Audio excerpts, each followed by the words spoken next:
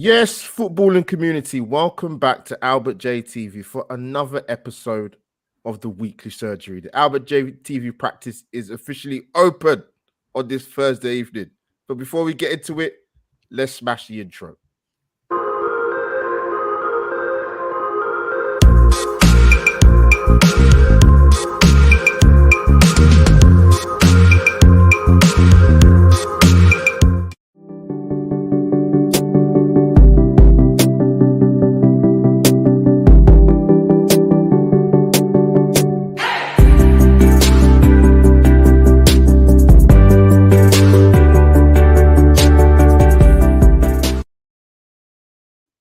And there you have it, people. Surround intro into a Thursday night at the Albert J TV lounge. Stealing a bit of the Arsenal lounges fun, but Les and Shaheen love me, man. So it's cool, man.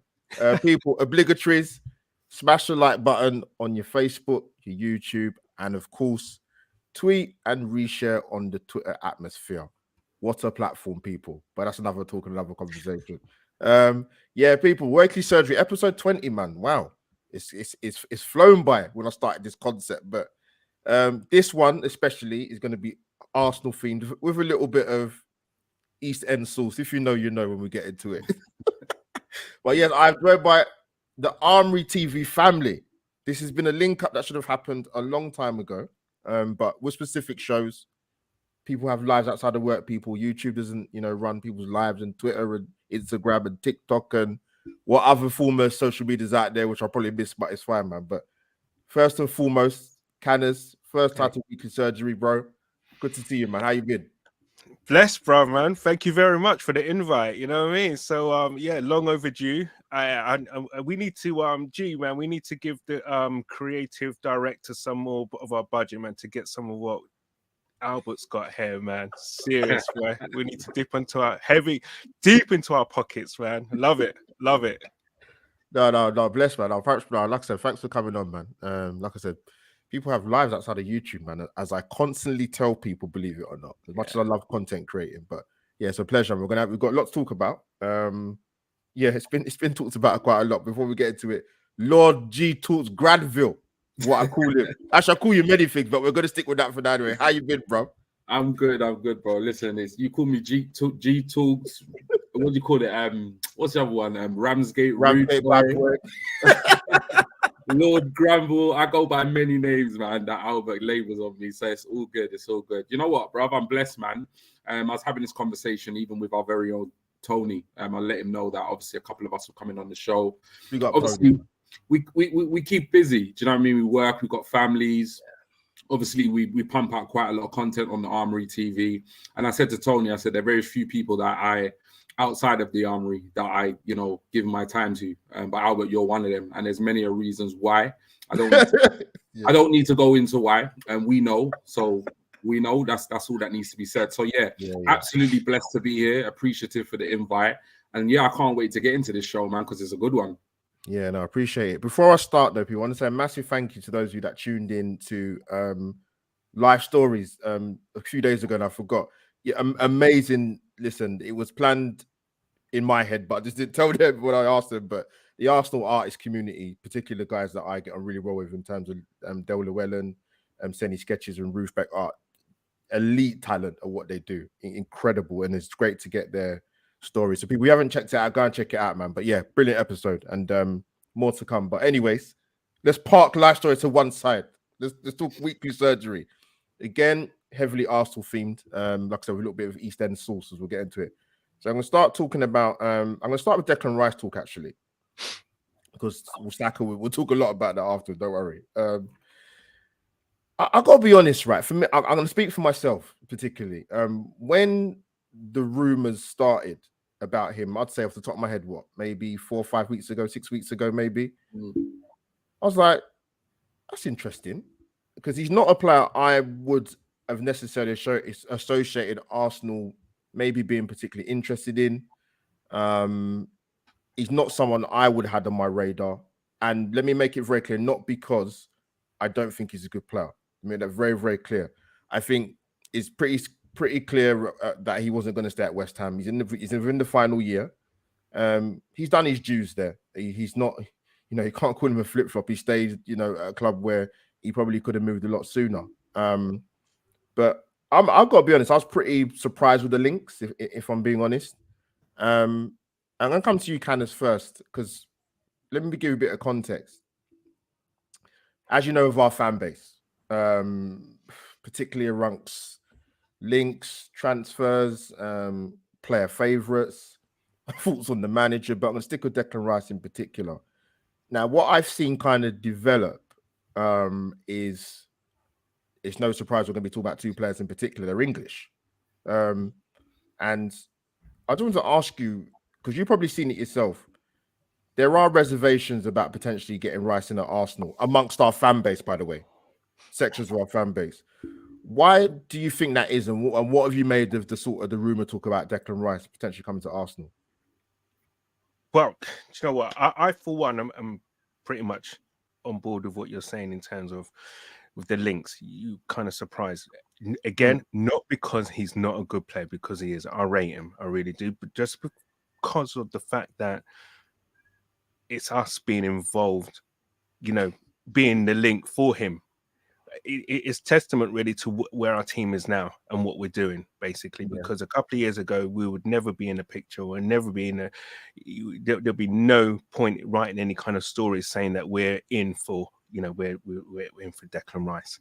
So that's testament to what the team's doing, where we are now. Our stature's growing, and I would love to see Declan Rice at the club.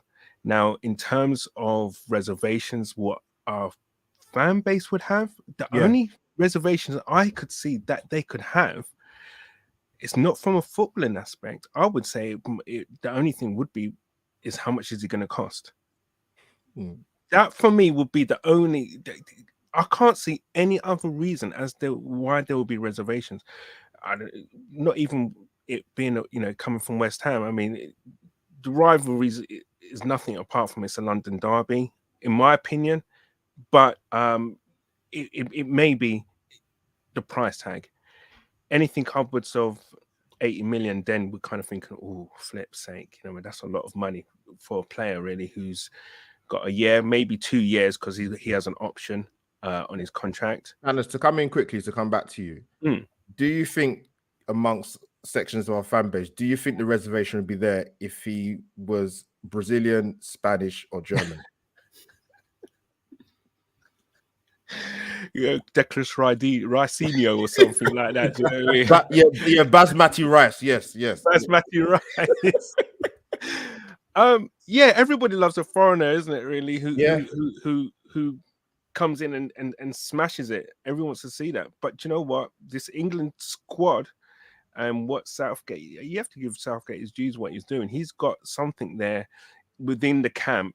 Yeah, right. That is working.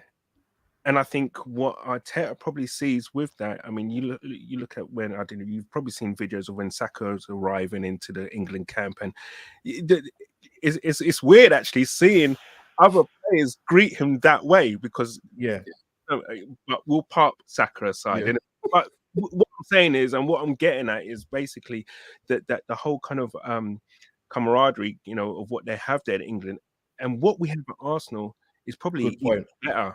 Great point. Than what we have at England, you know, within the England squad. And I can only see that, you know, Arteta has identified someone who would fit in perfectly in terms of the character of the squad. And not only that, from a footballing aspect as well. It's a win-win. No, fair play, Canners. Coming to you, G, sort of the same thing, but also as well. I think with the Rice thing, I think for me, the reason why I was surprised by the links is because I just thought he'd end up at Chelsea, because he ain't got far to go. His best mate, Mason Mount, is there. And to be honest, that's the only two things I'd say it is, because we've seen their Chelsea's scattergun approach in terms of their recruitment. Whether that works out for them in the nicest possible way, I don't really care. But yeah, I think with the Rice thing coming to you, what was your thoughts on the links? And not only that as well, I had this conversation with you. I found it quite strange in terms of, actually it's not quite strange. Let me give you another bit of different context to it. I always say this with Arsenal players when they get linked. It's he's a good player. You know, did you see him put in that midfield general performance? The minute certain players are then linked with Arsenal, and I mean heavily linked with Arsenal, not too sure. You know, English, he's overrated. What's your sort of views on Rice in what you've seen in the Premier League? Yeah, I mean, to start at the beginning, I think I was generally surprised by the links because, as you said, I think everything was pointing in the direction of him going to Chelsea. However, I feel as though the stars have somewhat aligned in our favour to potentially get this transfer over the line. I think no more so than Chelsea having an awful season. So, you know, it looks as though, well, more or less certain that they're not going to be playing Champions League football. It's rumoured that is something, you know, that is luring him away from, you know, West Ham. I think also when you look at the kind of Mason Mount situation, I mean, his future is away from Stamford Bridge. So, you know, when all of a sudden, when you look at the whole London thing, I mean, other than recent years, Chelsea are probably now not the most desirable London outfit because obviously we've arrived. The sleeping giant is now awake, and we're doing our thing at the top of the league. But then when you add the whole Mason Mount moving away from Stamford Bridge, all of a sudden he's looking at it thinking, okay, they are a London club. I do have a bit of kind of, you know, relationship there, but they're not going to be playing Champions League football next season. They've got tons and tons of players. And also my best mate is surplus to requirements. So all of a sudden, it changes. It doesn't look like such a happy picture to be going there. So yeah, it did come to a surprise, but when you start to put the pieces together, it kind of makes sense why a move to Arsenal is looking kind of more likely than it did at one point. I mean, in terms of Rice, I'll be honest, not Rice particularly, but a lot of the midfielders. I mean, there isn't a single midfielder for me out of all the ones that we've been kind of linked with that blows me away. And I include Rice in that. I include Caicedo in that. I include Zubamendi. I include McAllister at Brighton. They're all very good players. And I feel like in our system and the way we play football, I think any single one of them, if not two of them, would do an amazing job. But individually, I don't think there is a clear, you know, one out of the four that I would preferably take. So I'd be happy with one, preferably two of the four. But I mean, having said that, I don't quite understand Arsenal fans dismissing him when the same Arsenal fans, you know, were twerking heavily for Caicedo in January. When you compare the two players, I mean, you could argue that Declan Rice, he's been doing this for a lot longer than Caicedo has, considering, you know, Caicedo has only come into the Premier League, you know, this season. And when you look at Arsenal fans, you know, were unhappy that we weren't able to get that transfer over the line. 70 million pounds was rejected by Brighton. All of a sudden, it's like, you know, if you're massively unhappy at not getting Caicedo, I don't understand why you would necessarily not be happy that we're linked with Rice. Because if you look at the stats, and I looked at the stats today, if you compare him to Caicedo over this season and before, it's heavily stacked in Declan Rice's favour. I mean, we're talking more appearances, minutes, goals, assists, big chances created, more shots on target, more passes, completion, more forward passes, fewer back passes, blocks, interceptions, clearances. I mean, if you look at the stats, overwhelmingly, he looks on paper a much better player. But as we know, football's not, you know, played on paper. But if you watch him play, like he's a class act. He's head and shoulders above the rest of the kind of West Ham side. And he's looking for a move that's going to progress his career, you know. And if you add all of those stats and then you add it with the fact that he can play, you know, as a number 6, he can play as a number 8. He's an England international. He's out of contract. So, you know, he's looking for a move to a Champions League side. He wants to stay in London. Let me come in quickly and come back to you. But this is what I don't understand with, well, to be honest, Premier League fans, to be honest with you. What I'm talking about specifically Arsenal. I can understand with certain players, I've said this before, if they playing in Liga or Bundesliga or Serie, and you don't watch the league very often. I understand that because you won't have a good probably profile of the player, but he played in the Premier League. I don't know what you're seeing with his performances that give you heart palpitations that you don't want him at Arsenal. That's what I don't understand. In comparison to Caicedo, who and other midfield players, are going crazy to want at the club.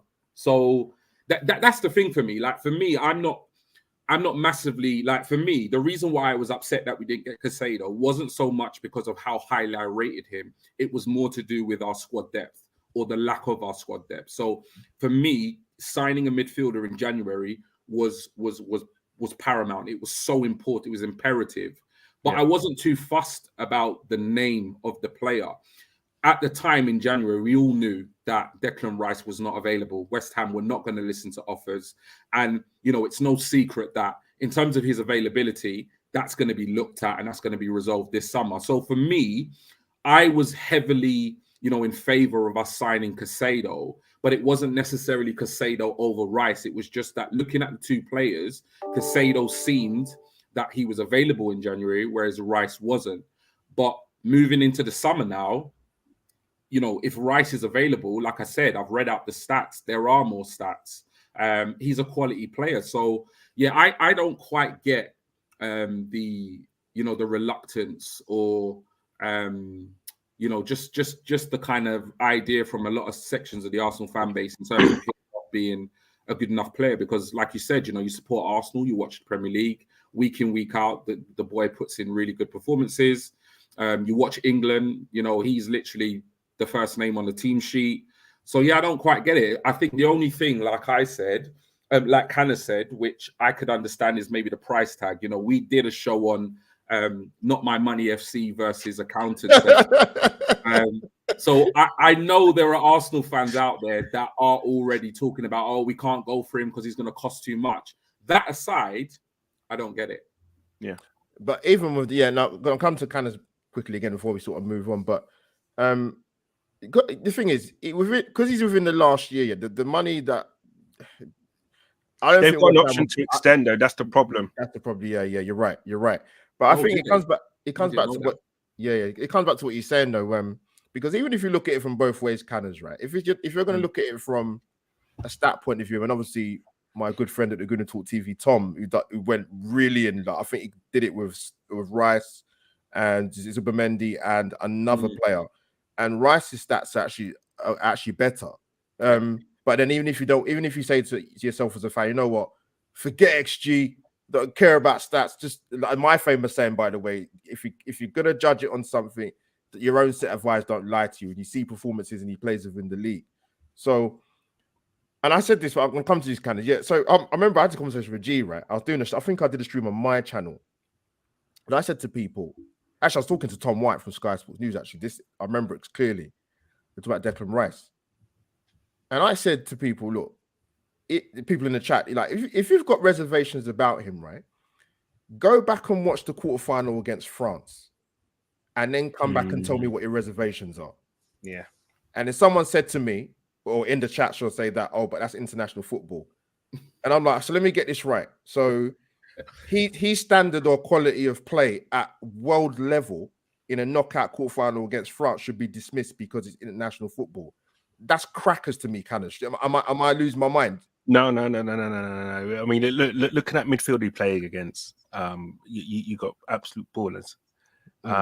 So yeah, listen, I rate Declan Rice. I remember there was a game. I can't even remember. I think it was at the London Stadium. Their home. It was a few years back, but he had this run, and I kept saying it was against us. And whilst he was doing this run, he was just going on and on. I was like, "Someone stop this kid! What the hell? He's running through a whole." And that from then it kind of stuck into my. I was like, actually, wouldn't it be crazy if we could ever get this doing? Because that's the type of player we need. Listen, I think he'd be. Jacques has done a lot for me. He's won me round, right? But for me, this guy would be an absolute upgrade on Xhaka in terms of what he can do Yeah, 100%. And fair enough, he plays more of a CDM role with West Ham, but I feel that he can be pushed forward, and that is more of his game to actually under Arteta, 100%. Yeah, 100%. And the thing is, as well, look, of all the players now that we have in our squad, I would say it's probably about 80 or 90% of those players in the squad have vastly improved under Arteta. And imagine, I don't know what the ceiling would be with Declan Rice. Yeah, the kid already has experience, as you said, on a world level. Yeah, obviously Euro champs as well. Getting to the final of that as well. And he played in all. He started all 7 games, and he was excellent against Germany at round of 16. 100%. And that experience, adding that to your squad. I mean, he's probably got an experience of a 27, 28-year-old player right now. He's 24, Declan Rice, 41 England 24. Yeah. Yeah, listen, he can only even if it was 80 million, I'd be like, you got to get him, because what would it really cost to get a player of that ilk at that age, who has, fair enough, his contract, but if he was someone's on a 4 or 5 year contract, how much would that player be worth? Yeah. So I think it's a no-brainer. I have no idea what the reservations are from Arsenal fans or why they would have them, but proven Prem quality. Come on, Canners. That's the thing. Canners and G. This, before we wrap up, this is the thing, right? So I've said it for years. I'm sure many people have said it, but I'm going to take credit for it anyway, because it's my bloody channel. It's your show. There's a stat that I saw a few. I think it was a couple weeks before we played Everton, and it was the amount of Premier League players bought by Arteta. That is in his years. I think it was 8, and that was just as many as we've had in the last 11 years. So my point to Arsenal fans is, what would Rice and a Trossard and a Zinchenko and a Jesus have in common, and Ben White? They all played within the Premier League. They can hit the ground running. That's no coincidence. That's why Arsenal have been a success this season. Facts. It's an absolute no-brainer, and that's why even I got pelters for this. But when we signed Jorginho, I said, to me it makes sense. All right, because you couldn't get Caicedo, we couldn't get Rice. Yeah, fair enough. Okay, you have to pay a little bit for Jorginho. However, give me someone out there who's better than him right now, who would come in and do a job and hit the ground running in the middle of a title run. I can't lie. Some of those pelters came from me still. Yeah. I know.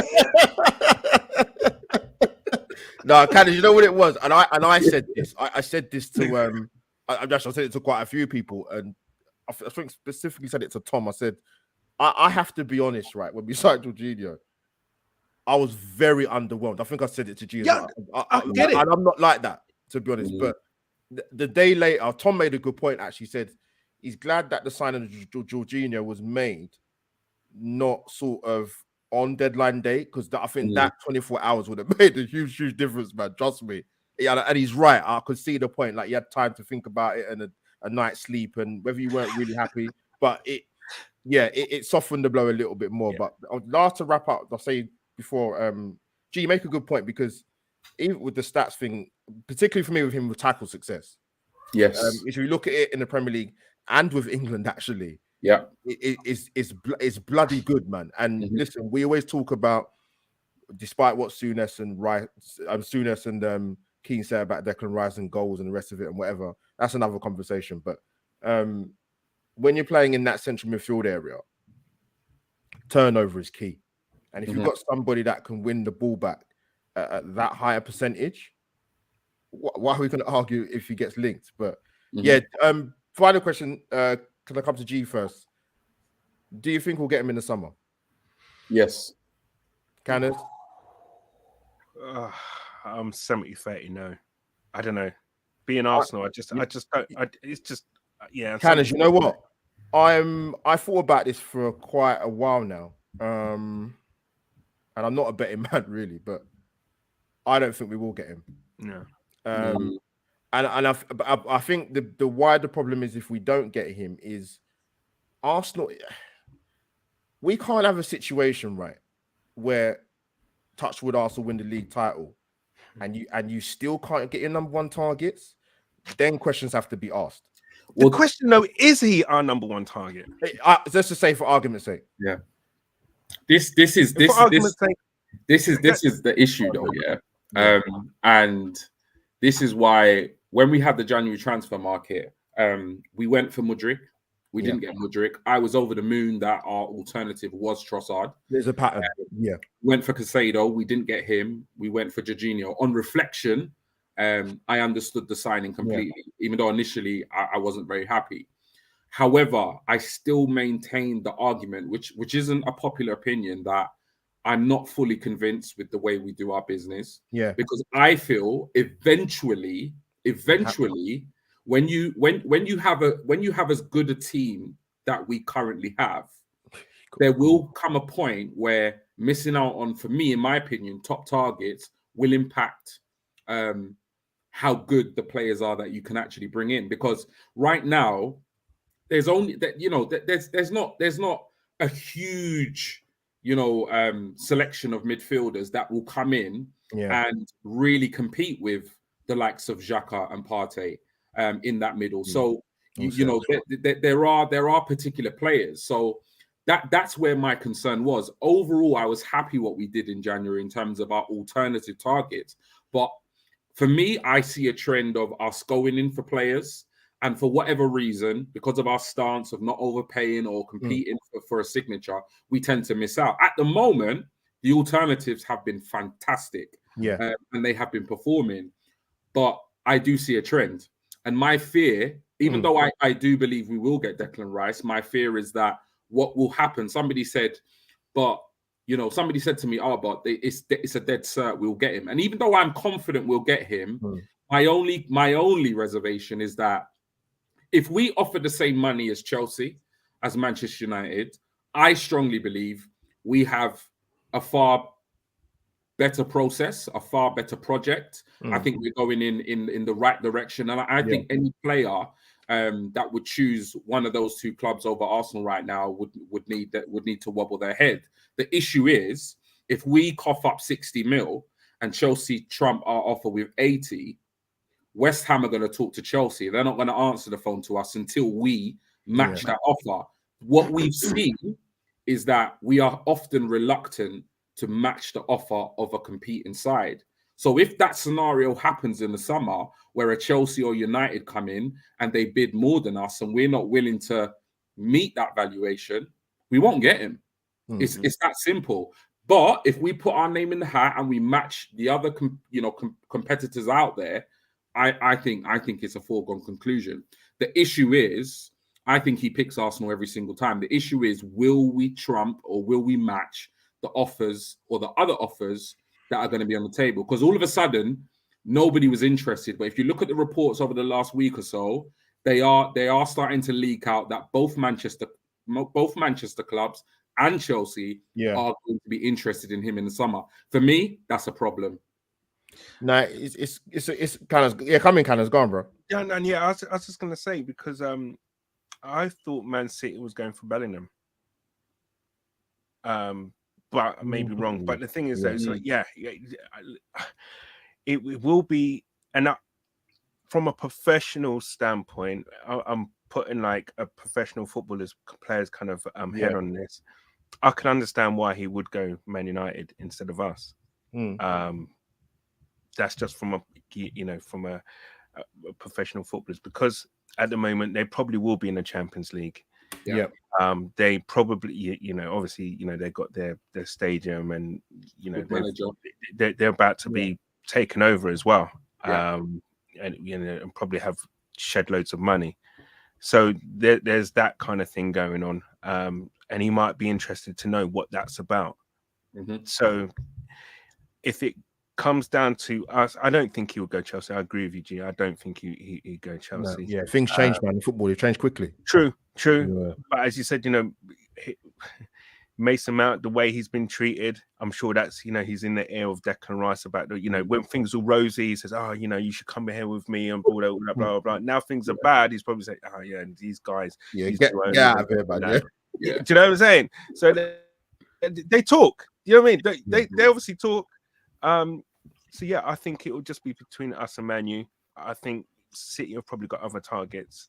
I'd be surprised if he was to go City, but I just can't see us getting this one over the line if I'm being Canners, I'm with you. I am. I thought about it for the last 3 days, and it's not because I don't want him. I just I want him, yeah. And I touched on G's point. I think if you win a league title, for example, and you still can't get your number one players, and I think this time, every season Arsenal fans go, it's a big summer window. It's a big every season. They've been for about 10 years, but this one is different. Because we will be in the Champions League. Yes, we're not going to get the money's not going to come into our accounts the day we finish May 28th, when the last game of the season is. But we're back in the Champions League. And that is the key difference to any summer window we're going to have. So time will tell, man. But now, guys, it's great to get your thoughts on that, man. We did 30 minutes on that, man. Listen, that was a good chat. Yeah, man. Listen, yeah, man. What's to talk about? But listen. Last but not least, we're going to come on to obviously our main guy, man, star boy. Bukayo Saka. So yeah, guys, as you will be aware, listeners watch this now when they watch it back, and my two amazing guests from Armory TV. By the way, people, subscribe to Armory TV. The link is actually in the title of the show. So as you like to multitask, you can just click on it and not deviate for the live stream. So subscribe to get them to 1K, man. They deserve it, man. Fantastic channel. But yeah, guys, as you would have seen with Bukayo Saka, the world-class talk and debate has been interesting to listen to, depending on what side of the coin you sit on. What I'll say a little bit, and I'll come back with a little bit because I want to get here from you two. Most importantly, is and I've said this for quite a few years, and us guys we're all 21 plus VAT on the panel, so strong meddling people. so when you mention world-class and you associate that with English players, it either seems it triggers a lot of people. They start quizzing it. It can't be. No. He's got to do it for a few more years, or this player hasn't done this. I always find it quite interesting. And I think the reservations in people calling him world class, from what I've seen, is from a particular set of fans that are not Arsenal fans.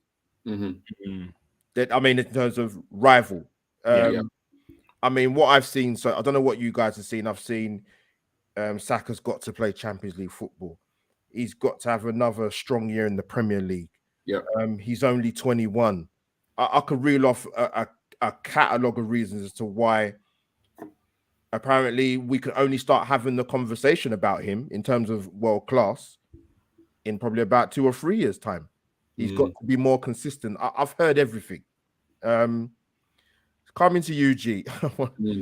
So with me, this is not just a flash in the pan season. Now, I don't know. I was watching Don Robbie Sports, right, and they're doing the top 5 players in the Premier League, and I saw a United fan arguing with Rashford. Oh, he's just Saka. He's definitely over Saka, and I thought, if you look at it realistically, right, has Marcus Rashford, for example, had a consistency as he played to a consistent level for the last 2-3 years for England and Manchester United? And the short answer is no. But if the shoe was in the other foot and Saka played for another particular England club, i.e. Man United or whatever, they would completely refute anybody's opinion. So, G, where do you from what you've seen and heard, where do you stand on the Saka debate and him being world class? You know what it is? It's all about narratives, isn't it? Yes.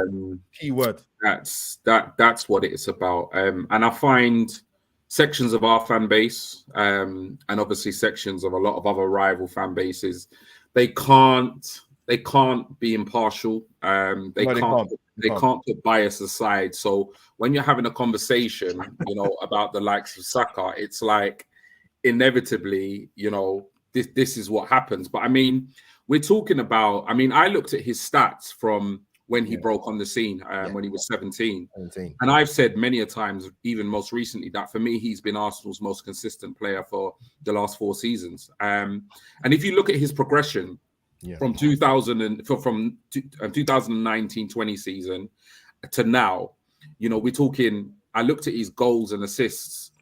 He had 16, then he had 17, then he had 19, and then this season he's already on 23. So you've seen like a steady progression every single season he's played Premier League football. He was England's player of the year. Yeah. And when you put that into perspective, I mean, there are not many fans, Spurs fans or rival fans, that would not say that Harry Kane isn't a world-class striker.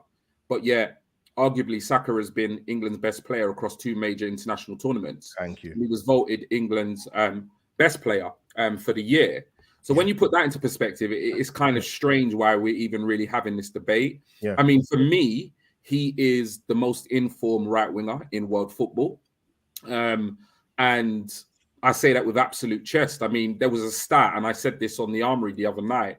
There was a stat where if you look at players who are making match-winning contributions when the games are level, he is only second in the list to Lionel Messi. He trumps Neymar, Griezmann, and Osimhen with 12 goal and assist contributions in games where the scores are level. Now, in terms of the debate of world class, I mean, beauty is in the eye of the beholder. The whole concept or idea of whether a player is world class or not is based on opinion. It's not really based on fact. So opinions will differ. But I think the term world class has been somewhat watered down over the years. I think what was considered world class when I was growing up and watching, you know, Premier League and Football Italia, has been quite diluted to what is considered world class now. So I think whether we're talking world class when I was growing up or world class now, the diluted version, I mean, I don't know how he cannot be considered world class, because he's performing consistently on the world stage at the international level, but he's also performing in the most exciting and competitive league in world football. So just to come in, I'm going to come back to you. Yeah, and this is the thing. You're right. You highlighted it a little bit earlier. Like I don't often see on the channel, and I won't anyway. But I see a lot of BS and just ego stick at his chest just for the sake of it. I just think, firstly, he's one of the man them. Yeah, and people know what I mean when I say that. Yeah. So cut the BS. Like, what I mean, when I saw that tweet. Come back to you before we move to Canada. It's like, why has he got? So let's have it right, because I saw the tweets about he's got to play Champions League football. I was like, hold on, let me get this right. So, because I know what would happen, because you mentioned narratives already. So you play 6 group games, where you might get some teams in there of a good, reasonable standard across Europe. Okay, so say if we play Champions League next season, the season after, so that's 12 group. That's 12 group games, right? What they'll go is, so if we get, I don't know, we get Bayern Munich or Dortmund in the last 16 and we lose, the Saka don't play too well, you know. Yeah. Oh, you see, look, he's, you know, when he gets to knockout stages, he hasn't. So I know what's going to happen. We know what's going to happen. Yeah. So, but I didn't understand, because you mentioned it, like I think he got player of the match in the last England game, didn't he? Yeah, and he did in the Euros as well when he played against the Czech Republic. He's played in the European Championship final. Yeah. He scored 3 goals at the last World Cup. He's played in a multitude of different positions in a poor Arsenal side, by the way. So Brenny's putting in the chat, he's right. He is world class level right now, because we can't do it over the next 7 years because he's 21. Yeah. So come back in. Yeah, it's crazy to me. It's crazy to me. It's like I said at the beginning. It's about narratives. And unfortunately, a lot of sections of the Arsenal fan base, and particularly rival fan base, fans, just come up with these narratives, and it's like I said, it's the criteria, isn't it? There's no official criteria of how you can of how you measure a player to be world class or not world class. But I mean, for what Saka's done since he's been 17, you know, in an Arsenal shirt, in an England shirt, I think is just immense. And I don't understand why there seems to be, and I will say an agenda. There seems to be an agenda against him. It has been. And when you look at it, I mean, it's not based on his character either, because like I said, I think in one of our streams the other night when we were looking at wingers, I mean, I can't remember a more likable footballer in the last 5-10 years. Yeah, 100%. In all the time I've watched, I'll be real, in all the time I've watched football, because even the players that, you know, I put on a pedestal, Arsenal players, I can actually look at them and see why people might not have liked Wrighty or might not have liked Vieira or even Thierry Henry. I can understand, I can see it. Maybe a bit of arrogance, you know, they were maybe a little bit of a feisty player. But when you look at Saka, I mean, you hear him speak and you see the way he carries himself on and off the pitch. When you look at the adversity he's been through in terms of missing the penalty, the racial abuse, he's come back even better. Yeah. The boy just oozes class. It's class on the pitch, class off the pitch. So for me, I would love to know what criteria these fans, fans are using. The key word, criteria. World class or not world class. Because for me, any which way I look at it, there is a conversation to be had about him being world class. And I challenge anybody to tell me why he shouldn't be considered world class, to be honest. Yeah, 100%, man. Yeah, 100%. Canners, coming to you. And it's crazy. I saw a stat, Canners, you might have seen this. He's got 8 goals for England. Only 4 players at his age of the type have scored more. Michael Owen, Wayne Rooney, Dixie Dean, and Jimmy Greaves. Only 4 Canners in the history. He's in some company, isn't he? And he's not world class. Okay, let me ask you this, right? Because we're all footballers here. You two, was Ryan Giggs world class? For me, yes. Yeah, I'd say so. Now, these are the same fans that would argue that Ryan Giggs is world class. Did he play in the World Cup? I know. Thank you. Yeah, no, he didn't. You know what I'm saying? Yeah. I confess, Ryan Giggs, for what I saw, was world class. Never played in the World Cup finals, but for me, it was world class. How the hell can these fans or whoever, same thing with Ian Rush. Ian Rush back in the days, he would have been world class. He was world class. Yeah, never played in the World Cup. Yeah. But, so look, for me, right, there's levels to this world class kind of talk. Okay, you can get on your Roy Keane world class, your Patrick Vieira world class, etc. Right, but then there's another echelons of kind of world class when you're saying your Zidanes or Maradonas or 100%, R9s and stuff. Do you know what I mean? Yeah. Listen, Saka is in the world class section. Yeah. Because you can. For me, you could talk about players of yesteryear, of like your Nedveds and whatever and things like that. They're world-class players, but how can I don't understand the argument against Saka being world-class, because I was saying it's like Tony said in the chat. He said I do think it's because it's Arsenal, but I just think the only thing I can look at it and think, as I said to you, he's one of the man then, man. Look what Rashford's done off the pitch. Look, like, come on, like, and to me, I can only think if it isn't if it isn't jealousy, then what is it? Yeah, exactly that. And the thing is, I just don't get the conversation. I really and to be fair, I do have a lot of friends who are rival supporters and stuff, and even they're starting to soften. Because you can't hate the kid. You can't hate the kid. What has he done? You know what I mean? Yeah. You can't hate the kid. He's so humble. Canners is mad. I'll come back to you. I'll come back to you very quickly. Sorry. He's so humble. He's just a nice kid. And it's like, you know, it's like, look, I'm going to say, his family lived probably just down the road from me. Do you know what I mean? And he goes to the same school as my daughter goes to. Well, he used to, obviously. But the thing is that it's like, that's how we were raised in West London. Do you know what I mean? Just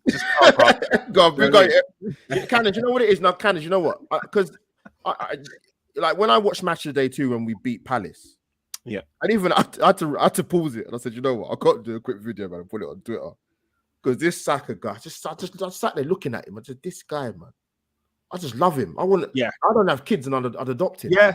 Like even the training videos, like G said it. I said it. He's like I can't remember a player that's so likable. That's It's so likable. Who in the history of England, if you or you know the squad players or whatever, if they you said, love him. You know, from a rival, you know, club or whatever, you said, no, I can't hate it. I can't hate him. I love that guy. Do you know what I mean? And that's what actual. To be fair, a lot of people I know are actually saying, do you know what I mean? I want to hate Saka because he plays for you lot, but I can't. Yeah. You know what I mean? Even you see like the England training videos, even when he joined up for the recent camp, and like the way even Reece James hugged him, I thought this man's hugging him like he's his brother. Like like that. Luke Shaw spoke about him in the Euros last time. Like they adore him, and I think he's got a good chance of. What do you say, G? We said, look, we've got Football Writers Player of the Year, you've got Players Player, and you've got Young Players. I think he's got a chance of winning 2. Yeah, he won't win all 3. If he does, that'd be a miracle. But the only there's an anomaly this year, and that is Haaland because of because of the hardest thing to do is to score goals, and he's done it ridiculously easy. But there is the argument you put a half decent striker in that team who knows how to make runs, etc., etc. They might get the same. No, listen, it will be touch and go whether Saka, you know, he'll be so unlucky, and I think you won't argue about either one or the other getting it. Yeah, because there's a strong case for both of them getting it. Yeah. But the thing is with Saka and going back to the whole world class thing, I actually thought it from the end of last season that he was world class. The things that he was doing, the goals that he was scoring, and what he's done from the from the end of last season, and what he's done, what he's carried on doing. He's just hit the ground running. You know, even with England, you know, in that mid kind of gap and stuff, his form continued with England in the World Cup. Look at the goal the other day. Yeah. Come on, man. Do you know what the thing is? I love when you're at the ground and you actually, you know, the camera's not on him, right? But you watch the things that he does. He's always on the move. He's always doing something. Always, and what I love about him is that against the Everton left back, is it Mikalenko? Yeah, Mikalenko. Now, this guy thought he had Saka in both games, England and the Everton game, the Ukraine game, right? He thought both times he had Saka, right? And it wasn't. Saka just keeps just doing little things. Then all of a sudden, bam! And it happened to set in both games. He did it in against Everton. I think it was in like the 40th minute or whatever when he just he just kind of done it, and then bam, the right foot into the top corner, and then he did it again, obviously for England with the. But the thing is, what I'm trying to say is that he's working you out in the same aspect, right? If you ever watch, I know switching sports, but Floyd Mayweather fight, okay, and why he hasn't lost, what will happen, right? In the first couple of rounds, it will seem like the guy is got the upper hand on Floyd Mayweather, but he's just keeping it at bay. He's working you out. And then after, from 3 rounds onwards, he'll just box you to death. And what Saka does, he's working out his opponent, who he's up against, what he's going to do, what his strengths are, what his weaknesses are. He's such a clever player. And I think, do you know what, in terms of that and what he's not given enough due for is the fact that he's so clever. His movement, him working you out, his technique, and now he's got end product now to his game. And I just love watching him play. He's world class already at 21, doing what he's doing. I don't care what anyone says. This you can't talk to me about Saka not being world class. He is world class. Yeah, and so just to finish off with the Saka talk, I'll try and give it a bit of balance because obviously we're Arsenal fans and we can talk wax lyrical. But the thing is, we see him week in, week out. Unlike a lot of the other fans, let's be honest. But is there anything that you still think he needs to come to G like that? You think he still needs to work on, and nothing to do with like the world class talk, just in terms of his development. I mean, For me, you know, last season, even before last season, I was quite critical of Martinelli and Saka. Finishing. I mentioned Martinelli, yeah, because for me, quality players, obviously I take into context their age, etc., but it was end product, and it was most importantly scoring goals. There was a time when Saka seemed to do everything right, but when he was bearing down on goal, or if he had a chance, I wasn't always the most confident. Yeah, That's an area of his game that has immensely improved. Immensely improved. I mean, he's scoring from inside the box, outside the box. Right foot. Yeah, so for me, I mean, when I look at his game, I think the only thing I want to see from Saka, which I have I don't question will happen, is I just want to see him, you know, be consistent. For me, he's been consistent. As I read out the stats earlier, you know, we're talking from 2019 to now. Every single season, he's had more goal contributions than he did in the previous season. Yeah. Started on 16 as a 17-year-old, 18-year-old, and he's now on 23, and we still got 10 league games to go. Yeah. So he's showing signs. He's showing progression every single year. We don't know how many goal contributions he's going to end this season with. Probably, hopefully, in the 30s. At least mid kind of 20s. So for me, it's just about doing more of what he's currently doing and just keeping that consistency. I can't really look at his game and say that there's one key area for me personally that I think he's lacking in. I think work ethic, I think attitude. I think even when he's not necessarily at the races, he often impacts the game with a goal. When he's got 2-3 men on him at every single game. Yeah. Exactly.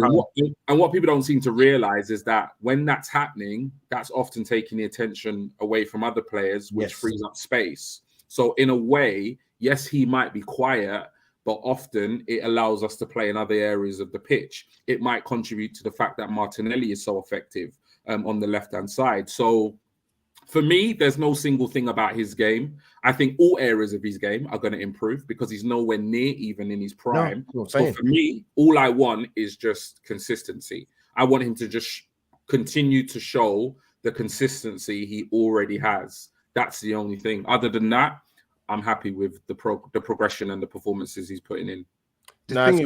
Go on, come in, Canners. I was just going to say, you know, following the theme, and I agree everything what G said. How smart this kid is, really. You know, with football, is the fact that he's a footballer. The kid played in how many positions? I think we finished like left wing back, something like that. Yeah. Left back. You do. You have someone trusting you playing those positions if you're a bright footballer. Yeah. And it's scary to the height, you know, the heights that this kid can go to. It really is, really, because I think we've got a player here who is, well, he probably is right now a legend at the club. Yeah. And if you doing get what that, he's doing and what he can do, if he stays with us for a heck of a long time, I don't know what this kid's going to do, but I think we should all be excited. But touching wood, no injuries, no serious injuries. Yeah. Listen, the kid's got, you know, literally the world at his feet. No, listen, he's been. I said this before and I say it again. I'll keep saying it probably till the cows come home. But when he broke into the side, I always said to people, like, probably when we won the Community Shield against Liverpool, I said, yeah, his best position is right over free. And Arsenal fans are like, no, why'd you say that? I said, well, if you look at his assists, where does it come from? When he scores goals, where does it come from? It's not rocket science. And now he plays there. He could probably play in goal. He's like Canada. You remember the two De Boer twins for Holland? They could play in every position, everywhere. Everywhere. Yeah, the way Saka keeps the ball for me is the most impressive. Absolutely, you can trust him with the ball. He'll always get you. If you look at it, there was a point. I think it was the goal where we had stupid amount of passes against Fulham. Yeah. And there was a point where the ball was in the right, and he had the ball in the right back position, but he got it, and you just thought, oh, Yeah. And he got out of, and he managed to kind of play it off, and keep the move going. Yeah. That is, him and what he does. He just keeps everything ticking over and keeps moving. Even when he doesn't have a good game, when you're still doing your score, your ratings for a player, you're going to give him a 7 because he always does something, and he always keeps the ball and always affects the game in some way or another. He's probably our most consistent player that we have in this squad right now. At that position, on the right wing, that's ridiculous to be that consistent. Yeah, mad at numbers. That young, at that age as well. Normally they're up and down, right? Yeah. In terms of form, but this guy, he'll either give you a steady 7 or be above that. Yeah, facts, man. Facts. Listen, this is great talking about Saka. He deserves it, to be honest, as well. But he does. Not going to keep you guys long because we've got a game on Saturday. I'll be there. Canners will be there. Arsenal will be going for 7 wins in a row. Fantastic form. Leeds have got quite a few injury concerns. I believe. Wilfred, I think, is a doubt potentially. He's the problem for me. And a cup. Yeah, he looks. Listen, I wouldn't. Yeah, we'll talk about him another time. But yeah, listen, I'm confident enough going into the game, but listen, teams are fighting for points, and I get it. Leeds ain't going to come there and just roll over. Got new managers on, Javi Garcia, who's a wily operator, but I'm confident Arsenal get it done. I'm going to go for. Ooh, you know what? A clean sheet record in the Premier League at home is rubbish. Yeah, it is. 3 clean sheets, so I'm going to go 3-1. Coming to G, what's your thoughts, man? Any initial thoughts? Yeah, I mean, obviously you touched upon it. Tyler Adams, Max Wilbart, and Wilfred Noncho, they're all out, confirmed by the manager. So, I mean, that's a big plus for us. I think you can only look at it as a positive because they're 3 massive players for Leeds. I'm confident we're in great form. We're scoring goals. Would like us to concede less, as you've touched upon. I'm confident we're going to get this over the line. I mean, if you look at our performances in the last couple of games, I mean, Fulham are having a brilliant season. Yeah. And we absolutely dispatched them within half an hour. We won that game within 30, 40 minutes. Palace could have been a tricky game again, slapped them up. Yeah. So I can't see anything other than an Arsenal win. So I'm going to go 3-0. I'm going to go score 3 goals and we're going to get a clean sheet, man. Yeah, no, good shout. Hopefully, Thomas Partey's not too serious. Obviously, he didn't play for Ghana. Saliba, I've heard 2 different things. I've heard it could be out for a bit longer than it might be. Then I heard it might not be for so long. So we'll see with that, man, in terms of that. But Canners, coming to you, mate. What's your thoughts, man, going into the game on Saturday? Yeah, it's just Leeds are a decent team. Do you know what I mean? So I think. As G said, man, they're fighting for the points. Every team now that we're playing now is fighting for something, and that's going to make every game, given the old cliche that every game is a cup final, kind of thing. So that a lot of the teams that are fighting, to stay off relegation, I feel we do have more than enough to win this game. Just we have to keep it tight at the back. I think if we get a nice early goal, then I would say a good. I'm just a bit worried about we do concede too many at home. Yeah, we do. Stupid goals as well. Yeah, very. So I'm kind of a 3-1. Arsenal is my scoreline. That's it. People, you heard it here first, man. Home win. Get yourself down to the Arsenal score and win, people. They've been good this season for that.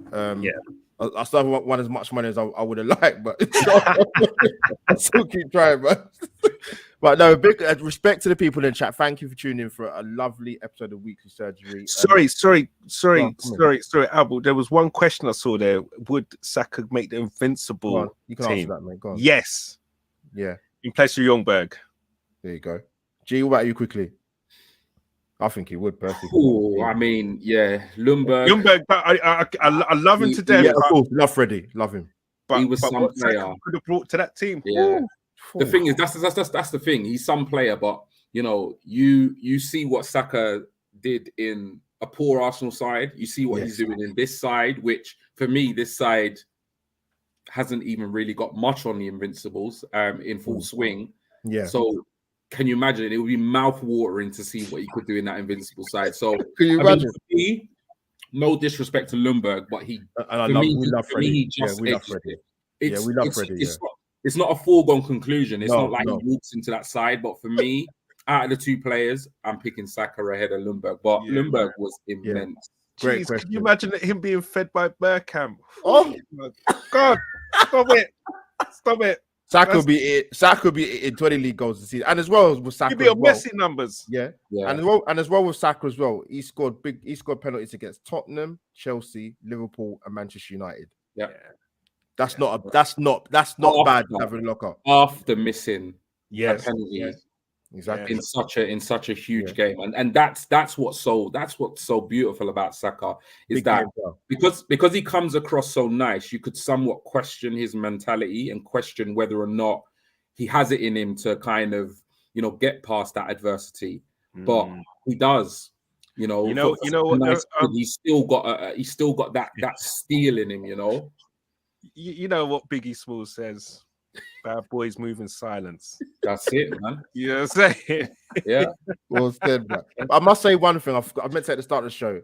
Massive congratulations to Arsenal women yesterday, beating Bayern Munich over 2 legs. They were excellent to say Arsenal. A couple of injuries, couple injuries to Katie McCabe and Kim Little. Hope they're both going to be all right. But I'll be going to the first leg of the semi-final at the Emirates 1st of May. So I'll be there, man, cheering on Captain Williamson and the rest of the ladies, man. But yeah, big result yesterday, and big up Jonas Eideveld as well, man.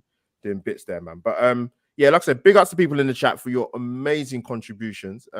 Weekly surgery, the surgery is closing very, very soon in a minute, but it'll be open back again. As I said to people, subscribe to the Armory TV. The link is in the title. It's much quicker to do, people. Believe me. I've been doing YouTube long enough. It's easier. But I'm going to get you guys to plug it anyway. But come into Canners, first time on weekly surgery on the channel. Love, bro. Thanks for coming on, man. No, thank you, man. You can catch me on Twitter. You got it there with the at Canners at 2204, the Armory TV on YouTube. We do a number of shows every week, and we're doing a nice little kind of number now about basically our all areas, whether keep, loan, sell, whatever. We're going through that right now, so catch that on the Armory. You have our lovely sales and G. So listen. I can't plug it anymore, but listen, I have love to the guys who've been in the chat watching today. Yeah, please come over, have a little kind of ganders, and listen. It's all love. And Albert, thank you so much, man, for this, man. It's blessed. It's been a long time coming, but hey, good things come to those who wait, right? Thank you, brother. Well said, man. Well said. G, take the floor, bro. Yeah, man. Obviously, always a pleasure, man, bro. You know what I'm saying? We talk every day. I think if we could stream every day, we would as well. But, time is precious, man. But yeah, if you haven't liked the stream, this stream right now, then do so. If you haven't subscribed to Albert JTV, then I don't know where you've been or what you're doing. Make sure you do that. As kind of said, head over to the Armory TV where we do our thing on a daily kind of weekly basis. But yeah, if you want to interact with me, I do most of my interaction on Twitter. My handle's on the screen, which is at GTalks Arsenal. So yeah, looking forward to the game this weekend. And thank you for everybody who tuned in to Albert's show in the chat. I saw it popping. So yeah, all good. Man. So yeah, man, God bless. Bless. No, I love for that, man. And of course, people, your host, Albert JTV, here, there, and everywhere. I would love to cover the women's more. I would, but it's very. I find it just trying to fit it in is very difficult. But I will be covering the World Cup in Australia with my YouTube Tottenham wife, Holly. So that will be fun. And I'm going to Finalissima next week. I can't wait. England Lionesses against Brazil. I'm going to tell people this. They'll be surprised I tell them this, right? I've obviously been to the old Wembley. I haven't been back to Wembley since the old one. So this is the first time going back. So yeah, I've left it a bit late. Yeah, but I'm not gonna lie. I went to the Euro final against Germany. The ladies. Yeah, the atmosphere. It's insane. Yeah, ridiculous. It was amazing. You'll love it. Yeah, no. So yeah, really looking forward to that. And what's coming up soon? What's coming up next? I do have a weekly surgery exclusive coming up. Hopefully, the person has agreed to come on, but they're very, very, very, very, very busy. But hopefully, when you know people, you'll know. I'll put it on the socials. So looking forward to getting that individual one when it does happen. So glad that they agreed to come on. But yeah, like I said, smash a like on the channel and subscribe and Follow my esteemed guests on their Twitter handles, and obviously the main thing, subscribe to the Armory TV. Get these guys over 1K and onwards, people. But yeah, that is Albert JTV over and out. Weekly surgery is now officially closed for the night. Take care, people. Come on, you Gunners. Come on.